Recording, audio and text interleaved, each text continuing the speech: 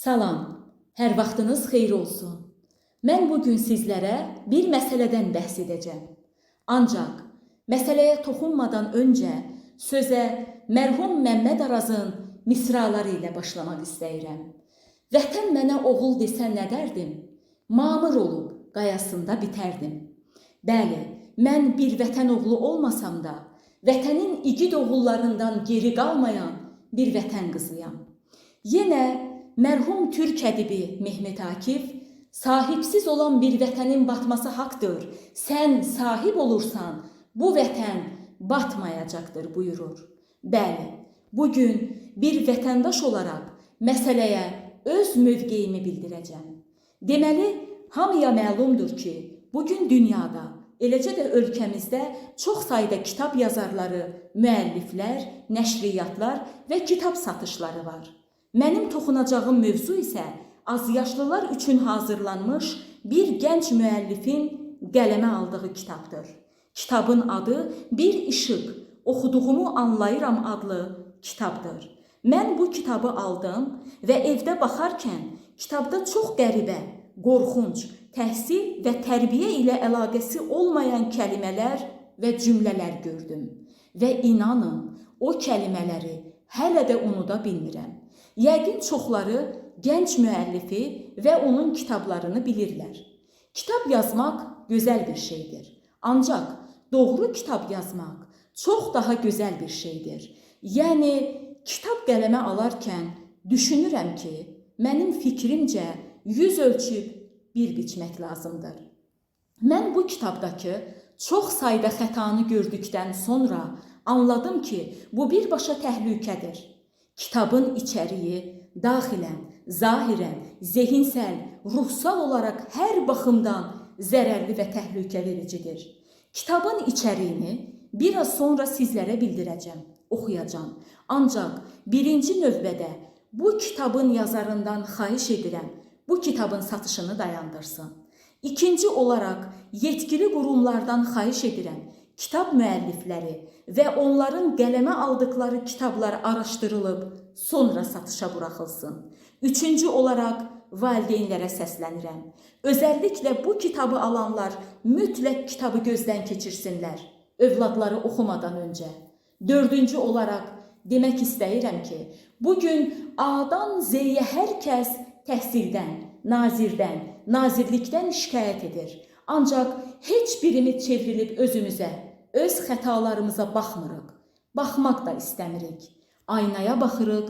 Ayna bizə sən doğrusan, sən haqlısan deyir. Ancaq aynanın bizi aldatdığının fərqində belə deyilik. İndi keçək əsas məsələyə.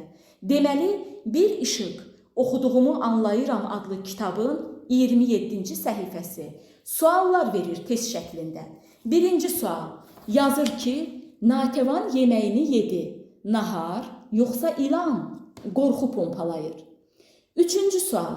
Atam həyətdə doğrayır odun, yoxsa adam? Qorxunc bir mesaj göndərir uşaqlara. 16-cı sual. Sona yandırdı kibriti, yoxsa pələngi?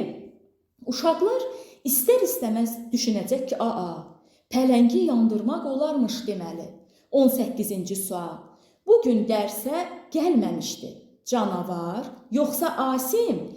Biz bilirik ki, uşaqların ən çox qorxduğu canavardır.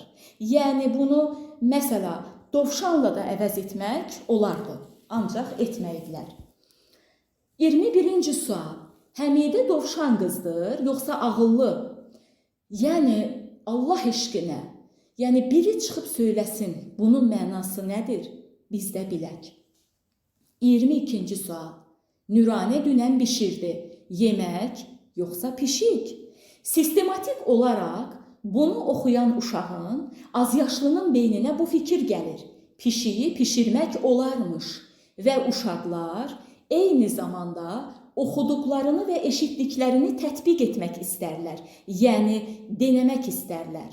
Və bir gün böyüklər evdə olmayanda ya da əlinə fürsət düşəndə, yaxud evdə tək olanda qalxıb pişiyi yandırırsa, o zaman kimdir müqəssir? Səhifə 30-da 4-cü sual yazır ki, Anam kəsdi saçımı, dırnağımı, yoxsa qulağımı? Bu qorxunc filmlərdən götürülmüş ssenariləri sanki sual test şəklində kitaba salıblar. Özü də körpələrin kitablarına. Eyvahlar olsun. Səhifə 30, 14-cü sual. Bu yeməkləri sevmirəm. Duzlu, soğanlı, yoxsa sabunlu? Burada mədə bulandırıcı sözdən istifadə olunub. Əslində burada dadlı, duzlu, quru və sulu yeməklər yazılsaydı, ortaya maraqlı bir mövzu çıxmış olardı. Bəzi uşaqlar qurunu, bəziləri isə sulunu dairəyə almış olacaqlardı. Səhifə 30, 18-ci sual. Sabah bazardan alacağam meyvə, insan, yoxsa tərəvəz? Yenə burada da uşaqların beyninə, zehninə yanlış mesaj göndərilir. Bazar və insan deyərək. Yenə səhifə 31-də və 10-cu sualda yazır ki, o hər səhər süd içir. Ballı, şəkərli, yoxsa zəhərli? İnanın bunlar, mən düşünürəm ki, bilinçsiz şəkildə yazılmamışdır. Səhifə 31-də son sualda. Biz evimizdə saxlayırıq əjdaha, it, yoxsa pişik? Burada əjdahanı dovşanla, zebrayla, atla və s. əvəz etmək olardı, ancaq edilməyib. Mən səhifə 31-ə kimi baxdım.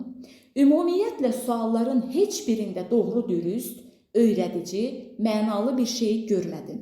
Mənim burada qeyd etdiyim suallar isə kitabın içindən seçdiyim ən təhlükəli, qorxunc, balaca uşaqların zehninə, beyninə qorxu salan, qorxu pompalayan və sadismə təşviq edici suallar olaraq gördüm. Körpələrə bunları təbliğ etmək qətiyyən olmaz. Onların saf beyinlərini, zehinlərini, qəlblərini kirləndirmək olmaz. Onlara qorxu pompalamaq və onlarda sadizmə meyli oyandırmaq olmaz. Mən düşünürəm ki, yetkili qurumlar mütləq bu kitabların nəşrinə dur deyəcəklər.